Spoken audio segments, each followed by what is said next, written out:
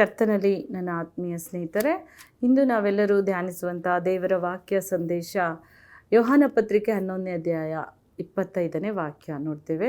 ನಾನು ಪುನರುತ್ಥಾನ ಜೀವ ಆಗಿದ್ದೇನೆ, ನನ್ನನ್ನು ನಂಬುವನು ಸತ್ತರೂ ಬದುಕುವನು. ಇವತ್ತು ದೇವರು ಈ ವಾಕ್ಯವನ್ನು ನಮ್ಗೆ ಕೊಡ್ತಾ ಇದ್ದಾರಂದರೆ ಆತನಲ್ಲಿ ಜೀವ ಇದೆ. ಆ ಪುನರುತ್ಥಾನದ ಶಕ್ತಿಯಿಂದ ನಮ್ಮನ್ನು ಎಬ್ಬಿಸುವುದಕ್ಕೂ ಆತ ಶಕ್ತನು. ಯೇಸು ಸ್ವಾಮಿ ಆತ ಭೂಲೋಕದಲ್ಲಿ ಬರುವಾಗಲೂ ಅನೇಕ ಶವವಾಗಿ ಬಿದ್ದಂಥ ಯವನಸ್ಥನನ್ನು ಎಬ್ಬಿಸಿದ್ರು, ಜೀವ ಕೊಟ್ಟು.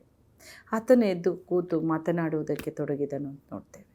ಇನ್ನೊಂದು ಸತ್ತು ಸಮಾಧಿ ಸೇರಿದಂಥ ಲಾಜರ 4 ದಿನ ಆಗಿತ್ತು. ಅಂಥವರನ್ನು ಕರ್ತನು ಕೂಗ್ತಾ ಇದ್ದಂಗೆ ಜೀವಾತ್ಮ ಅವನಲ್ಲಿ ತುಂಬಿ ಲಾಜರ ಎದ್ದು ಬಂದ.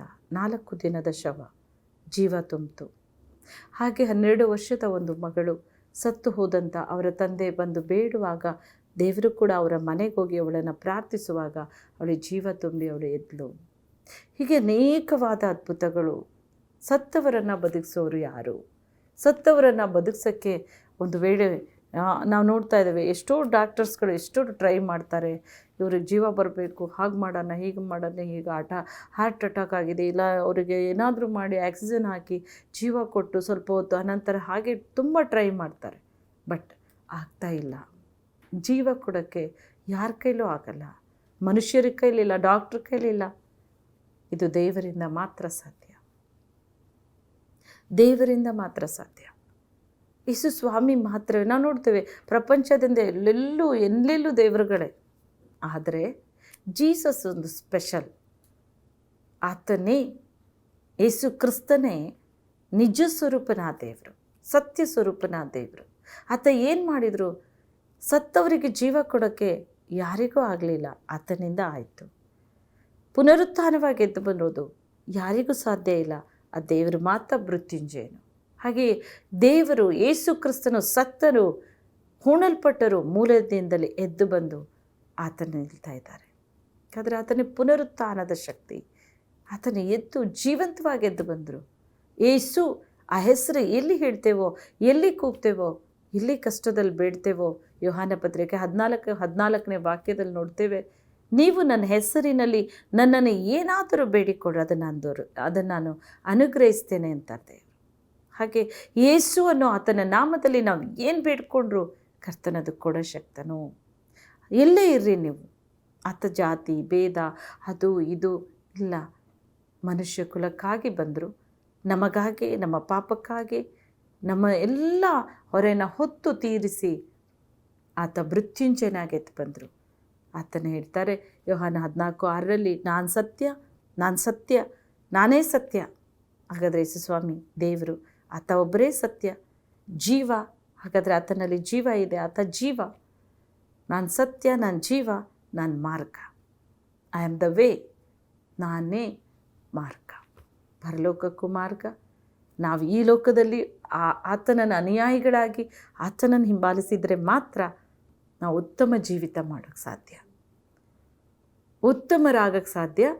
ನಾವು ಈ ಲೋಕದಲ್ಲಿ ದೇವರ ಮಕ್ಕಳು ಅಂತ ಅನಿಸ್ಕೊಂಡು ನಮ್ಮ ಜೀವಿತವೆಲ್ಲ ಒಂದು ಉತ್ತಮವಾದಂಥ ಗುಣ ಲಕ್ಷಣದಿಂದ ನಾವು ಇರೋಕ್ಕೆ ಸಾಧ್ಯ.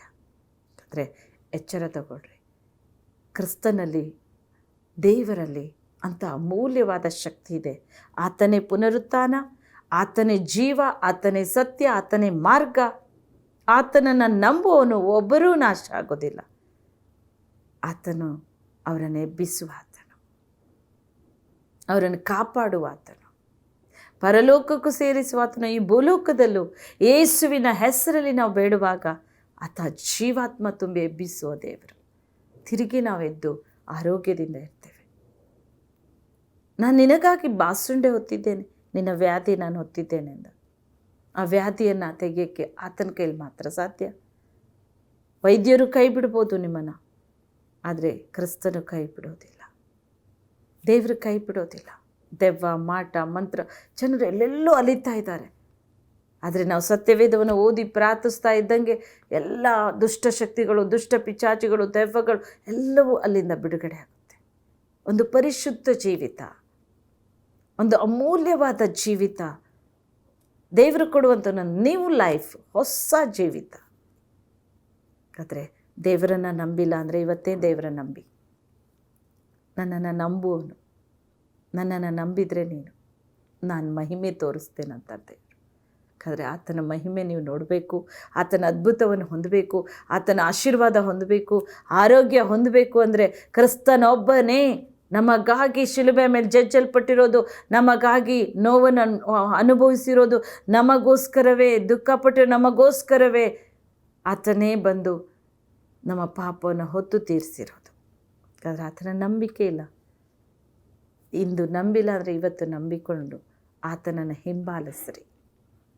ಆತ ಒಬ್ಬರೇ ಮಾರ್ಗ, ಸತ್ಯ, ಜೀವ ಮಾರ್ಗ. ಆತನ ಮೂಲಕ ಹೊರತು ನಾವು ತಂದೆ ಬಳಿ ಯಾರೂ ಸೇರೋದಿಲ್ಲ. ಈ ಭೂಲೋಕದಲ್ಲೂ ಸಂತೋಷವಾಗಿರ್ತೇವೆ, ಪರಲೋಕದಲ್ಲೂ ಆತನ ಬಳಿ ಸೇರುವುದಕ್ಕೆ ಆ ಒಂದೇ ಒಂದು ವೇ, ಓನ್ಲಿ ಒನ್ ವೇ, ಅದು ಜೀಸಸ್, ಏಸು ಮಾತ್ರವೇ ಆ ಮಾರ್ಗ. ಯೇಸು ಸ್ವಾಮಿ ಮಾತ್ರವೇ. ಆ ಒಂದು ರೂಟ್ ನಾವು ಹಿಡ್ಕೊಂಡು ಹೋದರೆ ಈ ಲೋಕದಲ್ಲೂ ಸಂತೋಷವಾಗಿ, ಸಮಾಧಾನವಾಗಿ, ಆರೋಗ್ಯವಾಗಿ ಇರ್ತೇವೆ ಮತ್ತು ಪರಲೋಕ ಸೇರ್ತೇವೆ ತಂದೆಯ ಬಳಿ. ನಮ್ಮನ್ನು ಸೇರಿಸೋರು ಆತ ಒಬ್ಬರೇ. ಆತನನ್ನು ನಂಬಿ ಆರಾಧಿಸಿ. ನಾನು ಪುನರುತ್ಥಾನ, ಜೀವ, ನನ್ನನ್ನು ನಂಬುವನು ಸತ್ತರೂ ಬದುಕುವನು, ಸತ್ತರೂ ನಾನು ಬದುಕಿಸ್ತೇನೆ. ಅಂತಹ ದೇವರನ್ನು, ಅಂಥ ಮಹಿಮೆಯುಳ್ಳ ಕರ್ತನನ್ನು, ನಮಗಾಗಿ ಭೂಲೋಕಕ್ಕೆ ಮನುಷ್ಯ ಸಾದೃಶ್ಯನಾಗಿ ಬಂದು ನಮ್ಮ ಎಲ್ಲ ಕಷ್ಟವನ್ನು ಹೊತ್ತು ತೀರಿಸಿದ ಪರಮ ತಂದೆಯನ್ನು ನಾವು ಯಾಕೆ ನಂಬ್ತಾ ಇಲ್ಲ? ಆತನ ಹಿಂದೆ ಯಾಕೆ ನಾವು ಹಿಂಬಾಲಿಸ್ತಾ ಇಲ್ಲ? ಎಂದು ನಾವು ಸಂಪೂರ್ಣ ಹೃದಯದಿಂದ ಕರ್ತನನ್ನು ಆರಾಧಿಸಬೇಕು ಪ್ರಿಯರೇ. ಆತನ ಮೇಲೆ ನಂಬಿಕೆ ಇಡ್ರಿ. ಯೇಸು ಸ್ವಾಮಿ ನಂಬುವವರು ನಾಶವಾಗೋಗೋದಿಲ್ಲ. ಆತನ ಮೇಲೆ ನಂಬಿಕೆ ಇಟ್ಟು ಪ್ರಾರ್ಥಿಸೋರು ಆಶೀರ್ವಾದ ನಿಧಿಯಾಗಿ ಮಾರ್ಪಡ್ತಾರೆ. ಪ್ರತಿಯೊಬ್ಬೊಬ್ಬರನ್ನು ಕರ್ತನ ಆಶೀರ್ವದಿಸೋರು, ಬಿಡುಗಡೆ ಕೊಡೋರು, ಅದ್ಭುತ ಕೊಡೋರು, ಆತನು ಅದ್ಭುತ ಸ್ವರೂಪನ ಅದ್ಭುತ ಮಾಡೋರು.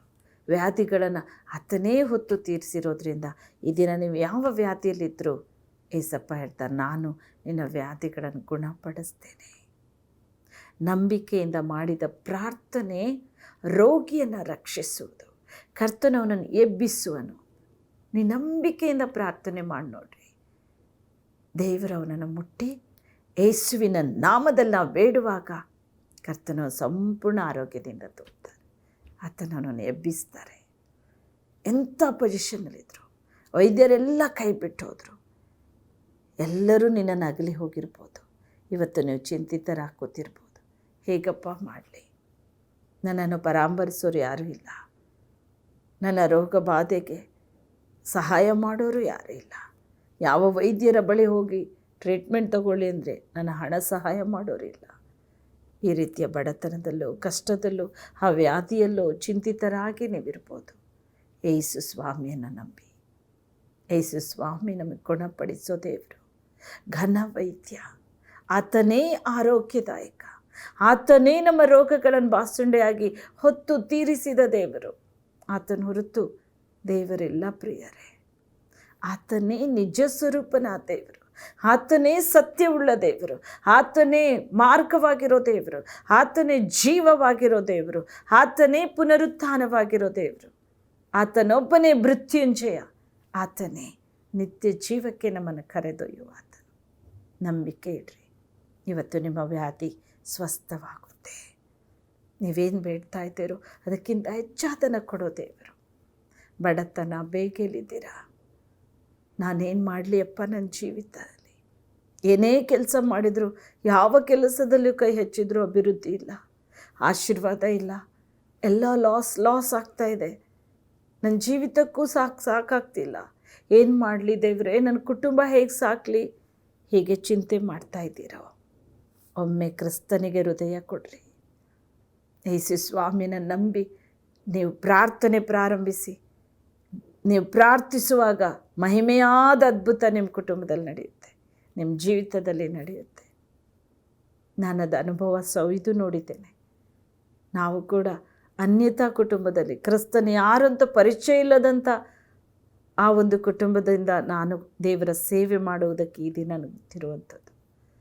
ಅಲ್ಲಿಂದ ಆರಿಸಲ್ಪಟ್ಟ ಮಗನಾಗಿ ಮಗಳಾಗಿ ನಾವು ಇಡೀ ಕರ್ತನನ್ನೇ ಘನಪಡಿಸ್ಬೇಕಂತ ಪೂರ್ಣ ಹೃದಯ ಕೊಟ್ಟು ನಾನು ನನ್ನ ತಾಯಿ ಕರ್ತನನ್ನು ಅಂಗೀಕಾರ ಮಾಡಿದ್ದು. ಅಂದಿನಿಂದ ಇವತ್ತು 22 ವರ್ಷಗಳು ಕರ್ತನು ನನ್ನ ಜೊತೆ ಇದ್ದು ಸೇವೆಯಲ್ಲಿ ನನ್ನ ನಡೆಸ್ಕೊಂಡ್ಬರ್ತಾ ಇದ್ದ. ನಾವು ಗುಣವಾಗದೆ ನಮ್ಮ ಮೂಲಕ ಅನೇಕ ರೋಗಿಗಳು ಸ್ವಸ್ಥವಾಗ್ತಾ ಇದ್ದಾರೆ. ಇವತ್ತು ಯೇಸು ಪ್ರಾರ್ಥನಾ ಮಂದಿರ ಅಧಿಕವಾಗಿ ಅನೇಕ ಜನರಿಗೆ ವಿಸ್ತಾರವಾಗಿ ಎಲ್ಲೆಲ್ಲೂ ಕರ್ತನ ಮಹಿಮೆಯನ್ನು ತೋರ್ಪಡಿಸ್ತಾ ಇದೆ.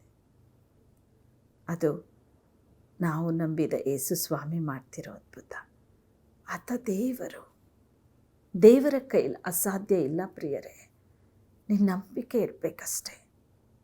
ಯೋಹಾನ 11:40 ದೇವರು ಹೇಳಿದ್ದು, ನೀನು ನಂಬಿದರೆ ದೇವರ ಮಹಿಮೆಯನ್ನು ಕಾಣ್ತೀರಾ ಅಂತ. ನೀವು ನಂಬಿಕೆ ಇಟ್ಟರೆ ಮಾತ್ರವೇ, ನಾವು ನಂಬಿದರೆ ದೇವರ ಮಹಿಮೆ ಕಾಣೋದು. ನಂಬಿಕೆ ಇಲ್ಲದೆ ದೇವರನ್ನು ಮೆಚ್ಚಿಸೋಕ್ಕೆ ಸಾಧ್ಯ ಇಲ್ಲ ಪ್ರಿಯರೇ. ನಂಬಿಕೆ ಇಡೋಣ, ನಂಬೋಣ, ಪೂರ್ಣ ಹೃದಯದಿಂದ ನಂಬಿಕೆ ಇಡ್ರಿ. ಯಾವ ಸ್ಥಿತಿಗತಿಯಲ್ಲಿ ನೀವಿದ್ದರೂ ಏಸಪ್ಪ ಅದನ್ನು ಬದಲು ಮಾಡ್ತಾರೆ. ಎಂಥ ಬಡತನದಲ್ಲಿದ್ದರೂ ಏಸಪ್ಪ ಅದನ್ನು ಸಂಪೂರ್ಣ ನೀಗಿಸ್ತಾ ಇದ್ದಾರೆ. ಯಾವ ವ್ಯಾಧಿ ನಿಮ್ಮನ್ನು ಬಿಟ್ಟು ಹೋಗಲಿಲ್ಲ, ಏಸು ಸ್ವಾಮಿ ಅದನ್ನು ಗುಣಪಡಿಸ್ತಾ ಇದ್ದಾರೆ. ಏಸಪ್ಪಂಗದು ಸಾಧ್ಯ, ಅದು ಸಾಧ್ಯ ಪ್ರಿಯರೇ. ದೇವರಿಂದ ಆಗುತ್ತೆ. ಇವತ್ತು ನಂಬಿಕೆಯಿಂದ ನಾವು ಪ್ರಾರ್ಥನೆಯಲ್ಲಿ ಬೇಡಣ. ಕರ್ತನೇ, ನನ್ನ ಕುಟುಂಬವನ್ನು ಆಶೀರ್ವದಿಸು, ನನ್ನ ಜೀವಿತನ ಆಶೀರ್ವದಿಸು, ನನ್ನ ವ್ಯಾಧಿಯನ್ನು ನೀಗಿಸು. ಯೆಹೋವನೆಂಬ ನಾನೇ ನಿನಗೆ ಆರೋಗ್ಯದಾಯಕ ಎಂಬುದಾಗಿ ಹೇಳಿದ ದೇವರು ನನಗೆ ಆರೋಗ್ಯ ಕೊಡು ಸ್ವಾಮಿ. ನೀವು ಕೇಳಿಕೊಳ್ಳ್ರಿ, ಬೇಡಿಕೊಳ್ಳೋ ಪ್ರತಿಯೊಬ್ಬನೂ ಕೂಡ ಹೊಂದುತ್ತಾನೆ ಎಂಬುದಾಗಿ ಮತ್ತಾಯ 7ನೇ ಅಧ್ಯಾಯದಲ್ಲಿ 7ನೇ ವಾಕ್ಯದಿಂದಲೂ ಕರ್ತನೆ ಇರ್ತಾರೆ. ನೀವು ಬೇಡಿಕೊಳ್ಳ್ರಿ, ನಾನು ಅದು ಕೊಡುವಾತನು. ಹುಡುಕ್ರಿ, ನಿಮಗೆ ಸಿಗುತ್ತೆ. ತಟ್ಟಿರಿ, ನಿಮಗೆ ತೆರೆಯುತ್ತೆ. ಬೇಡಿಕೊಳ್ಳುವ ಪ್ರತಿಯೊಬ್ಬೊಬ್ಬರು ಕೂಡ ಹೊಂದಿಕೊಳ್ತೀರಾ. ನೀವತ್ತು ಹೊಂದಿಕೊಳ್ತೀರಾ. ನಾವು ಆಶೀರ್ವಾದ ಪಡಿಬೇಕು ದೇವರೇ. ನಾ ಅಂಥ ಅದ್ಭುತವನ್ನು ಹೊಂದ್ಕೋಬೇಕು ಕರ್ತನೆ. ಜೀವವೇ ಇಲ್ಲದೆ ಬಿದ್ದಿದ್ದೇನಪ್ಪ. ಅಪ್ಪ, ನನಗೆ ಜೀವಾತ್ಮ ತುಂಬಿಸು. ಯಾವ ಪರಿಸ್ಥಿತಿಯಲ್ಲಿ ಹೇಗಾಗ್ತೀನೋ ಗೊತ್ತಿಲ್ಲ. ಯಾವ ವ್ಯಾಧಿ ನನ್ನನ್ನು ಸ್ವಾಮಿ ನನ್ನ ಜೀವ ತೆಗೆತೋ ಗೊತ್ತಿಲ್ಲ. ಈ ವ್ಯಾಧಿಯಿಂದ ಬಿಡುಗಡೆ ಕೊಡಪ್ಪ ಅಂತ ಕೂಗಿಕೊಳ್ಳ್ರಿ. ಏಸು ಸ್ವಾಮಿ ಇವತ್ತು ನಿಮಗೆ ಬಿಡುಗಡೆ ಕೊಡ್ತಾ ಇದ್ದಾರೆ. ಏಸಪ್ಪ ನಿಮಗೆ ಅದ್ಭುತ ಮಾಡ್ತಾ ಇದ್ದಾರೆ.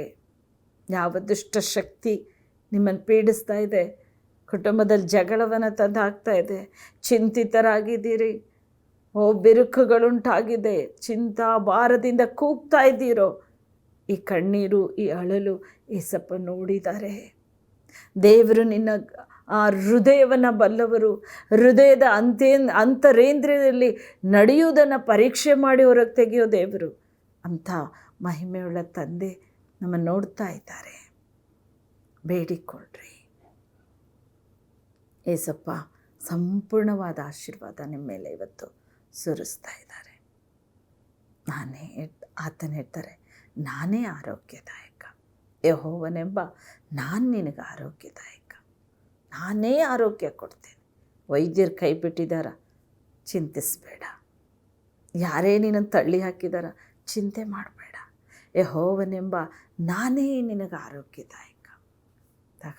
ಆತನೇ ಆರೋಗ್ಯ ಕೊಡೋ ದೇವರು, ಆತನೇ ಆರೋಗ್ಯ ಕೊಡೋ ದೇವರು.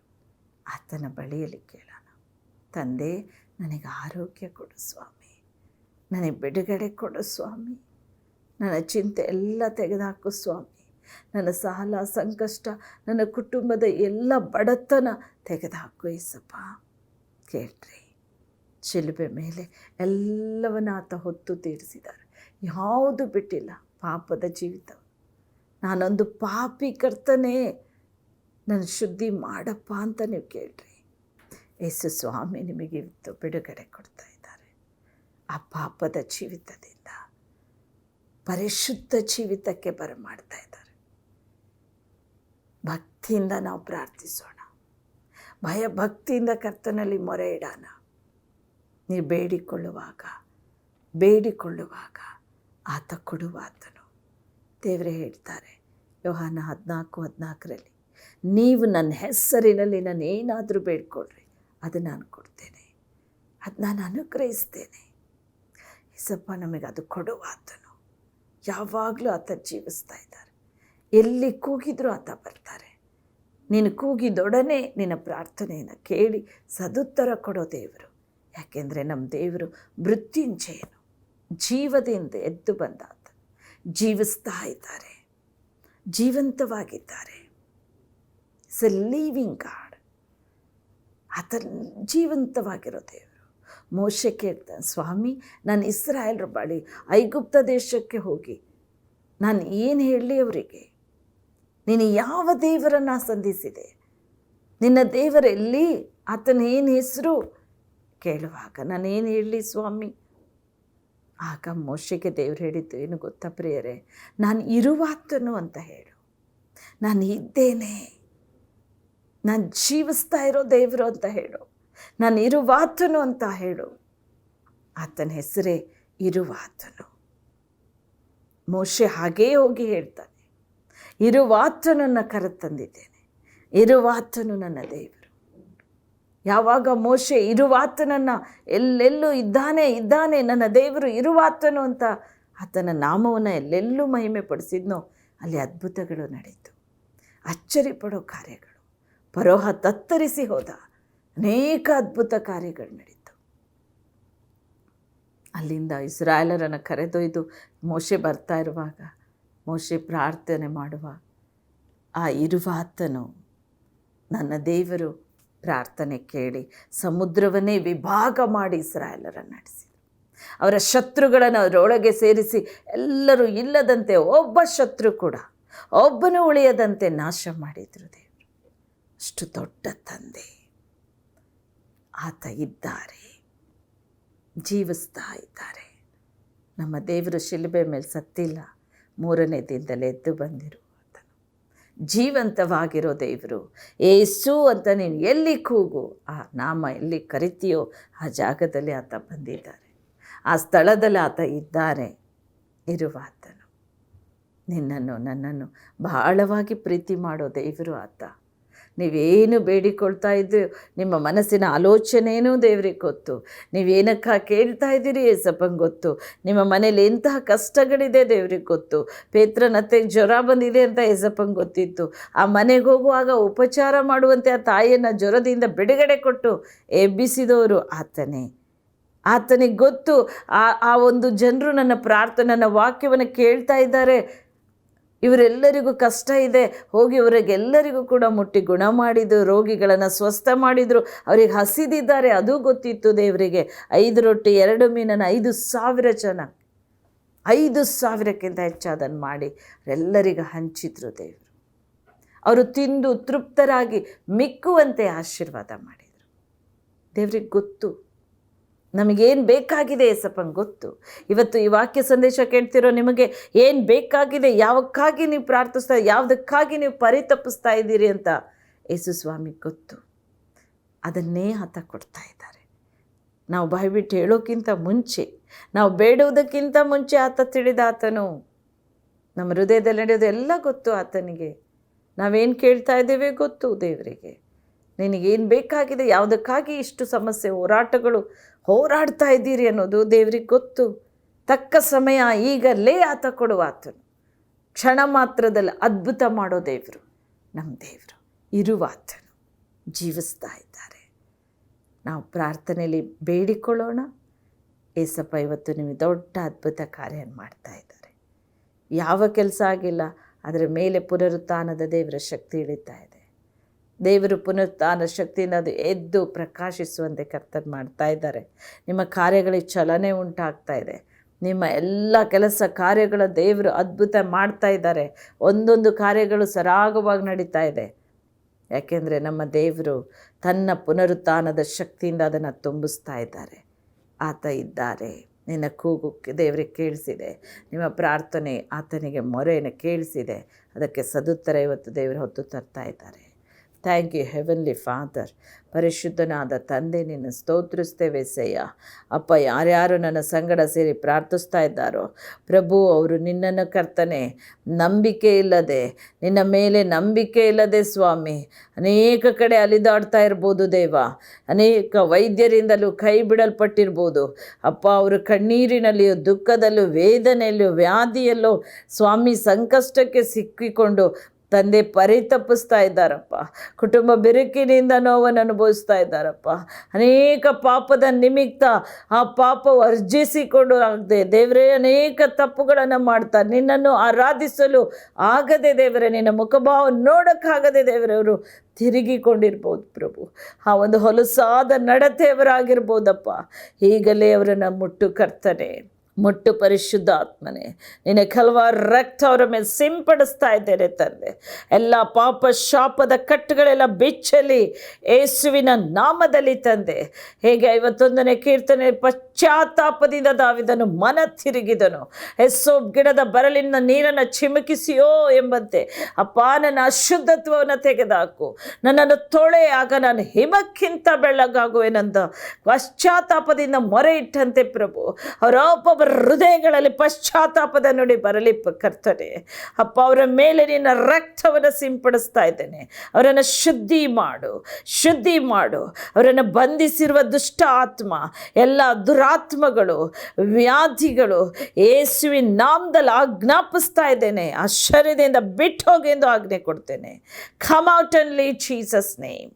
ಕರ್ತನೆ, ಅವರಿಗೆ ಆರೋಗ್ಯದಿಂದ ತುಂಬಿಸು ಅಪ್ಪ, ಬಲದಿಂದ ತುಂಬಿಸು ಸ್ವಾಮಿ. ಅವರು ಏನೇನು ಬೇಡುತ್ತಿದ್ದಾರೋ ಕೊಡು ನನ್ನ ತಂದೆಯೇ. ಯಾಕೆಂದರೆ ಪ್ರಭು ನೀನು ಇರುವ ಆತನು, ನೀನು ಜೀವಿಸ್ತಾ ಇದೆಯಾ ಏಸಪ್ಪ. ಅಪ್ಪ, ನೀನು ಇರುವ ಆತನು ತಂದೆ. ಎಂಥ ಸಂಕಷ್ಟಕ್ಕೆ ನಿನ್ನ ಮಕ್ಕಳು ಒಳಗಾಗಿದ್ರು ಅಪ್ಪ. ಅವರ ಬೆರಕಾದ ಕುಟುಂಬವನ್ನು ಒಂದುಗೂಡಿಸು ಸ್ವಾಮಿ. ಅವರ ಮುರಿದ ಮನಸ್ಸು ಒಂದಾಗಲಿ ಅಪ್ಪ. ಅವರ ಮನಸ್ತಾಪಗಳೆಲ್ಲ ಹೋಗಲಿ. ಜಗಳದ ದುರಾತ್ಮ ಬಿಡಲಿ ಆ ಕುಟುಂಬದಿಂದ. ಯೇಸುವಿನ ನಾಮದಲ್ಲಿ ಆಜ್ಞೆ ಕೊಡ್ತಾ ಇದ್ದೇನೆ ತಂದೆಯವರಿಗೆ. ಸಂಪೂರ್ಣ ಬಿಡುಗಡೆ ಕೊಡಪ್ಪ, ಆಶೀರ್ವದಿಸು ತಂದೆ. ಬಿಡುಗಡೆ ತಂದಿದ್ದಕ್ಕಾಗಿ ಸ್ತೋತ್ರಿಸ್ತೇನೆ. ಅದ್ಭುತ ಮಾಡುತ್ತಾ ಇರೋದಕ್ಕಾಗಿ ಸ್ತೋತ್ರಿಸ್ತೇನೆ. ಮಹಿಮೆಯಾದ ಕಾರ್ಯ ಅಲ್ಲಿ ನಡೀತಾ ಇರೋದಕ್ಕಾಗಿ ಸ್ತೋತ್ರಿಸ್ತೇನೆ ತಂದೆಯವರ ಕಾರ್ಯಗಳೆಲ್ಲ ನಿನ್ನ ಪುನರುತ್ಥಾನದ ಶಕ್ತಿಯಿಂದ ಅವರ ಮೇಲೆ ಅಪ್ಪ ಕರ್ತನಿನ ಚಲನೆ ಉಂಟಾಗ್ತಾ ಇರೋದಕ್ಕೆ ಸ್ತೋತ್ರ. ನಿನ್ನ ಪುನರುತ್ಥಾನದ ಶಕ್ತಿ ಅವರ ಮೇಲೆ ಸುರಿಸ್ತಾ ಇರೋದಕ್ಕೆ ಸ್ತೋತ್ರ. ಎಲ್ಲ ನಿಂತ ಕೆಲಸ ಕಾರ್ಯಗಳು ಚಲನೆ ಉಂಟಾಗಲಿ ಯೇಸುವಿನ ನಾಮದಲ್ಲಿ. ಅವರು ಉತ್ತಮ ಕೆಲಸ ಕೊಡೋ ನನ್ನ ತಂದೆಯೇ ಸ್ವಾಮಿ. ಅಪ್ಪ, ಮಕ್ಕಳ ಫಲಕ್ಕಾಗಿ ಅವರು ಮೊರೆ ಇಡ್ತಾ ಇರುವಾಗ ಆ ತಾಯಂದಿರ ಗರ್ಭವನ್ನು ನೀನು ಆಶೀರ್ವದಿಸು ಅಯ್ಯ. ಪುತ್ರ ಸಂತಾನ ಯೆಹೋವನಿಂದ ಬಂದ ಸ್ವಾಸ್ಥ್ಯ, ಗರ್ಭಫಲ ಆತನ ಬಹುಮಾನ, ನಿನ್ನ ಬಹುಮಾನ ಆ ತಾಯಿ ಗರ್ಭದಲ್ಲಿ ಇಡು ಕರ್ತನೆ. ಆ ಕುಟುಂಬದ ಒಂದು ಸಂತೋಷ, ಸಮಾಧಾನ ತುಂಬಿಸು ಏಸಯ್ಯ. ಆಶೀರ್ವದಿಸು ತಂದೆ, ಆಶೀರ್ವದಿಸು ಅಪ್ಪ. ಕರ್ತನೆಯವರು ಏನೇನು ಬೇಡಿಕೊಳ್ಳುತ್ತಿದ್ದಾರೋ ಸ್ವಾಮಿ, ಏನು ಬೇಡಿಕೊಂಡರು ಆತನಿಂದ ಹೊಂದುವೆವು ಅಂದಿದೆ ಸ್ವಾಮಿ. ಹೌದಪ್ಪ, ನಿನ್ನಿಂದಲೇ ಅದು ಪಡೆಯಲು ಸಾಧ್ಯ. ಅವರ ಸಾಲ ಹೋಗಲಿ ಕರ್ತನೆ, ಅವರ ಸಂಕಷ್ಟ ಹೋಗಲಿ ಯೇಸುವೆ. ಎಲ್ಲ ವ್ಯಾಧಿ ನೀಗಲಿ ಯೇಸುವಿನ ನಾಮದಲ್ಲಿ. ದುಷ್ಟಶಕ್ತಿಯವರನ್ನು ಬಿಟ್ಟು ಹೋಗಲಿ ಯೇಸುವಿನ ನಾಮದಲ್ಲಿ. ದುರಾತ್ಮ ಬಿಡಲಿ ಯೇಸುವಿನ ನಾಮದಲ್ಲಿ. ಕರ್ತನೆ, ಅವರ ಕಣ್ಣೀರು ದುಃಖ ಪಡ್ತಾ ಇರುವಂಥ ಒಂದೊಂದು ಕುಟುಂಬಗಳ ದೇವರೇ ನಿನ್ನ ಸಂತೋಷ ಸಮಾಧಾನ ಅಲ್ಲಿ ತುಂಬಲಿ ಯೇಸುವಿನ ನಾಮದಲ್ಲಿ. ಅವರ ದುಃಖದ ದಿನ ಕೊನೆಗಾಣಲಿ ಯೇಸುವಿನ ನಾಮದಲ್ಲಿ. ಅವರ ದುಃಖ ಹೋಗಿ ಆನಂದ ಬರಲಿ ಪ್ರಭುವೆ. ವಿದ್ಯಾಭ್ಯಾಸ ಮಾಡುತ್ತಿರೋ ಒಂದೊಂದು ಮಕ್ಕಳಿಗಾಗಿ ಸ್ತೋತ್ರಪ್ಪ. ಅವರ ನೀನು ಆಶೀರ್ವದಿಸು. ಯೌವನಸ್ಥ ಮಕ್ಕಳಿಗಾಗಿ ನಾನು ಸ್ತೋತ್ರಿಸ್ತೇನೆ. ಅವರ ಪಾಪದ ಅಮಲಿನ ದೇವರ ಜೀವಿತವನ್ನು ಬಿಡುಗಡೆ ಕೊಡೋ ಪರಿಶುದ್ಧನೆ. ನಿನ್ನ ರಕ್ತ ಅವರ ಮೇಲೆ ಇಳಿಯಲಿ ರಾಜ. ನಿನಗಾಗಿ ಅವರು ಎದ್ದು ಪ್ರಕಾಶಿಸಲಿ. ಯೌವನ ಕಾಲದಲ್ಲಿ ನಿನ್ನ ಸೃಷ್ಟಿಕರ್ತನನ್ನು ಸ್ತುತಿಸು ಎಂದ ದೇವನು. ಹೌದಪ್ಪ, ಅವರು ಯೌವನ ಕಾಲದಲ್ಲಿ ನನ್ನ ಸ್ತುತಿಸುವಂಥವರಾಗಿರಲಿ, ಮಾರ್ಪಡಲಿ ಕರ್ತನೆ. ಮುಪ್ಪಿನ ತಂದೆ ತಾಯಿಗಾಗಿ ನಾನು ಪ್ರಾರ್ಥಿಸ್ತೇನೆ ಎಸಯ್ಯ. ಅಂಥ ತಂದೆ ತಾಯಿಗಳ ಮೇಲೆ ನಸ್ತ ಇಡು ಸ್ವಾಮಿ. ಅವರನ್ನು ಆಶೀರ್ವದಿಸು ಕರ್ತನೆ. ಅಪ್ಪ, ಅವರು ನಿನ್ನ ಭಕ್ತಿಯ ಜೀವಿತಕ್ಕೆ ಬರಲಿ. ಅವರು ಏನೇನು ಬೇಡಿಕೊಳ್ಳುತ್ತಾರೋ ಅದೆಲ್ಲವನ್ನ ದಯಪಾಲಿಸು. ಸಮಾಧಾನ ಪ್ರಭು, ನೀನು ಸಮಾಧಾನ ತುಂಬಿಸು ಅಪ್ಪ. ಸಮಾಧಾನ ಆವರಿಸಲಿ ತಂದೆ. ಒಂದೊಂದು ಹೃದಯಗಳಲ್ಲಿ ನಿನ್ನ ದೈವಿಕ ಸಮಾಧಾನ ತುಂಬಲಿ. ಆಶೀರ್ವದಿಸಿದ್ದಕ್ಕಾಗಿ ವಂದನೆ. ಬಿಡುಗಡೆ ಕೊಟ್ಟಿದ್ದಕ್ಕಾಗಿ ವಂದನೆ ಪವಿತ್ರ ಆತ್ಮನೇ, ವಂದನೆ ಕರ್ತನೆ. ಎಲ್ಲ ಮಹಿಮೆ ನಿನಗೆ ಅಪ್ಪ. ಜೀವವುಳ್ಳ ಯೇಸುವಿನ ನಾಮದಲ್ಲಿ ಬೇಡಿಕೊಳ್ಳುತ್ತೇವೆ ತಂದೆ. ಆಮೀನ್, ಆಮೀನ್. ಕರ್ತನಲ್ಲಿ ನನ್ನ ಆತ್ಮೀಯ ಸ್ನೇಹಿತರೆ, ದೇವರು ನಿಮ್ಮೆಲ್ಲರನ್ನು ಹೇರಳವಾಗಿ ಆಶೀರ್ವದಿಸ್ತಾ ಇದ್ದಾರೆ. ನಿಮ್ಮ ಸಾಕ್ಷಿಗಳನ್ನು ನಮಗೆ ತಿಳಿಯಪಡಿಸ್ರಿ. ನಾವು ದೇವರನ್ನು ಮಹಿಮೆ ಪಡಿಸ್ತೇವೆ. ನಾವು ಒಟ್ಟಾಗಿ ಕರ್ತನಿಗೆ ಘನಪಡಿಸೋಣ. ದೇವರು ಅದ್ಭುತವನ್ನು ನಿಶ್ಚಯವಾಗಿ ಮಾಡಿದ್ದಾರೆ. ಆತ ನಿಮ್ಮ ಜೀವಿತದಲ್ಲಿ ಅದ್ಭುತ ಮಾಡುವುದಕ್ಕೆ ಈ ವಾಕ್ಯ ಸಂದೇಶವನ್ನು ನಿಮ್ಮ ಬಳಿ ಹೊತ್ತು ತಂದಿದ್ದಾರೆ ಪ್ರಿಯರೇ. ಹಾಗೆ ನಮ್ಮ ಸೇವೆಗಾಗಿ, ನಮಗಾಗಿ ಸದಾ ನಿಮ್ಮ ಪ್ರಾರ್ಥನೆ ನಮ್ಮ ಜೊತೆಯಲ್ಲಿ ಯಾವಾಗಲೂ ನೀವು ಪ್ರಾರ್ಥಿಸೋರಾಗಿರ್ರಿ. ನಮ್ಮ ಯೂಟ್ಯೂಬ್ ಚಾನಲ್ ಇದೆ, ಕಡೂರು ದೇವಕಿ ಅಫಿಷಿಯಲ್ ಚಾನಲ್ ಅಂತ. ಅದನ್ನು ನೋಡಿ ಪ್ರತಿದಿನ ದೇವರ ವಾಕ್ಯವನ್ನು ಹಂಚ್ಕೊಳ್ತೇನೆ. ನೀವು ಅದಕ್ಕೆ ಸಬ್ಸ್ಕ್ರೈಬ್ ಆಗಿ ದೇವರು ನಿಮ್ಮನ್ನು ಹೇರಳವಾಗಿ ಆಶೀರ್ವಾದ ಮಾಡಲಿ. ಆ ವಾಕ್ಯ ಸಂದೇಶನ ಅನೇಕರಿಗೆ ಆ ವಾಕ್ಯವನ್ನು ಕಳಿಸಿ ಅನೇಕರು ದೇವರ ಆಶೀರ್ವಾದವನ್ನು ಹೊಂದಿಕೊಳ್ತಾರೆ. ನಿಮ್ಮ ಮೂಲಕವೇ ಆ ಕಾರ್ಯ ನಡೀಲಿ. ಅನೇಕರಿಗೆ ಸುವಾರ್ತೆ ಸಾರದಂತಾಗುತ್ತೆ ಪ್ರಿಯರೇ. ಆ ಯೂಟ್ಯೂಬ್ ಚಾನಲ್ನ ವಾಕ್ಯ ಸಂದೇಶ ಹೆಚ್ಚು ಜನಕ್ಕೆ ಶೇರ್ ಮಾಡಿ. ಕರ್ತ ನಿಮ್ಮನ್ನು ಆಶೀರ್ವದಿಸಲಿ. ನಿಮ್ಮ ಸಹೋದರಿ ಕಡೂರು ದೇವಕಿ.